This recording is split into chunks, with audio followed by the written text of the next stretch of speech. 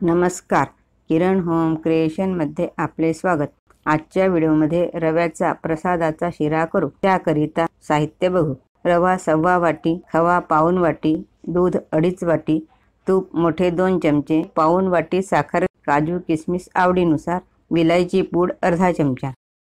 शिरा करू। अगोदर कढईमध्ये खवा मंद जाळावर परतविते, थोडे तूप सुटू देते। तूप सुटले प्लेटमध्ये काढून घेते।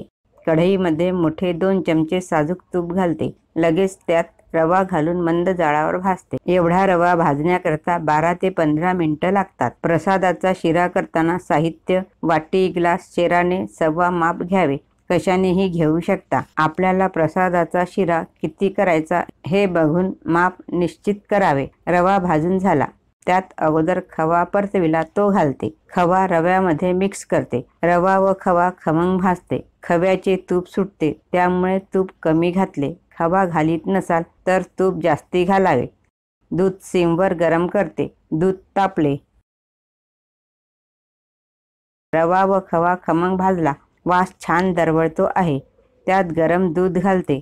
दूध रव्यामध्ये थोडे थोडे घालून मिक्स करते। शिरा थोडा सैलसर हवा, त्यामुळे 2.5 वाटी दूध घालते। शिरा मोकळा हवा असेल तर दूध 1.25 वाटी घालावे। प्रसादाचा शिरा नरम व मोकळा होईल। शिऱ्यामध्ये रवा कचकच वाटणार नाही।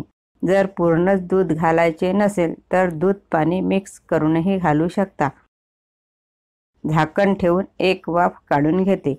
2 मिनिटांनी बघू। रवा मोकळा झाला।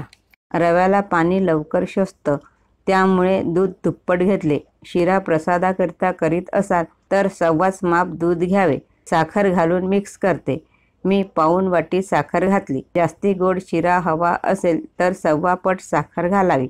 साखर घातल्यामुळे शिरा सैलसर झाला। थंड झाल्यावर शिरा मोकळा होतो। 2 मिनिट वाफ येण्याकरिता झाकण ठेवते। 2 मिनिटांनी बघू। त्यात काजू किसमिस घालते। हवे ते ड्रायफ्रूट घालावे। केळीचे काप घालावे। विलायची पूड घालते। मिक्स करते। परत त्यात 2 चम्मच तूप घालते। वरून तूप घातले की शिऱ्याला चमक येते व छान दिसतो। प्रसादाचा शिरा तयार झाला।